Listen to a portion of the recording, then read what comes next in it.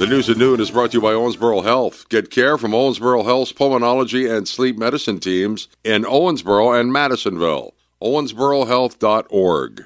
Cheyenne Brooks of Evansville facing a long list of felony charges. She's accused of using someone else's identity to rent an SUV that led to a car chase with multiple law enforcement agencies. Started when an EPD officer spotted the vehicle at a gas station. Security footage revealed a passenger who had an active parole violation warrant. So over the next 4 hours, Brooks allegedly fled from 3 separate traffic stops. She was finally arrested and charged with resisting law enforcement with a vehicle, reckless driving, and fraud.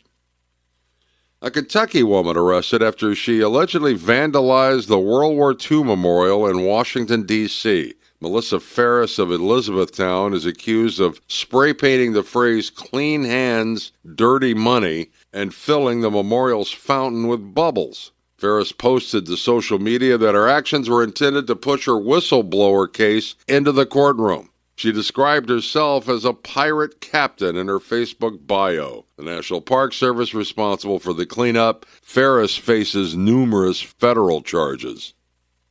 And 2 people were rescued, but 1 remains missing after their boat capsized. Crews in Mount Vernon responded to the Ohio River Saturday morning right after 9, after reports of 2 people swept downstream on logs. Numerous boats and drones searched all day Saturday, but as night fell, water operations were suspended due to limited mobility. The search picked up around 7 a.m. Sunday until nightfall. Operations have resumed today. This is WIKY News. ABC News, I'm Chuck Sievertson. After several appeals, the Supreme Court has refused for a final time to review its denial of a President Trump case. It upholds the $5 million judgment that Trump ended up paying E. Jean Carroll after being found liable for sexual abuse and defamation. A hearing is taking place related to Nick Reiner, accused of stabbing his parents, Rob and Michelle Reiner, to death last December. Reiner fighting for access to his trust fund to pay legal fees. ABC's Trevor Ault says of the fund's financial steward. That steward says Nick Reiner is innocent until proven guilty. If he were to be acquitted of his parents' murders, he would get the money then. But they say if they gave him the money now and he were later found guilty, there would be no way of getting that money back. The deal that President Trump signed at Versailles in June set a 60-day deadline for ending the war with Iran and reaching an accord on its nuclear program. The deadline was today. The stalemate continues. This is ABC News. In a recent survey of 123,000 wireless customers, Pure Talk was the only wireless company to receive 5 stars in every category: coverage, support, value, and data. What else do you need to know?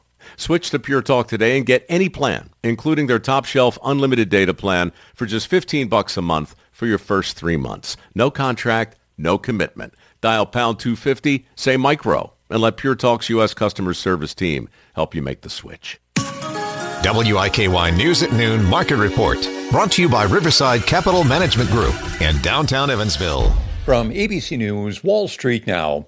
Tension in the Middle East was weighing on stocks to start the week. The Dow Jones headed into the midday with a 200-point loss from the opening. The S&P was down 0.1% this morning, but the Nasdaq Composite was slightly higher. Some of the country's biggest retailers will open their books this week. Home Depot, Target, Lowe's, and Walmart all are set to report quarterly earnings, giving new insights into the state of the U.S. economy. With a jury now seated, a trial in California accusing Meta of getting kids hooked on platforms like Instagram and Facebook is set to start Tuesday. Several states are involved. Financial damages against Meta could hit $1.4 trillion. Mexican avocado pickers are back at work. They were sidelined by an American security alert designating cartels that operate in areas where avocados are grown as terrorist organizations. That alert has now been lifted. Shipments are resuming. The farm workers are back on the job. Jim Ryan, ABC News.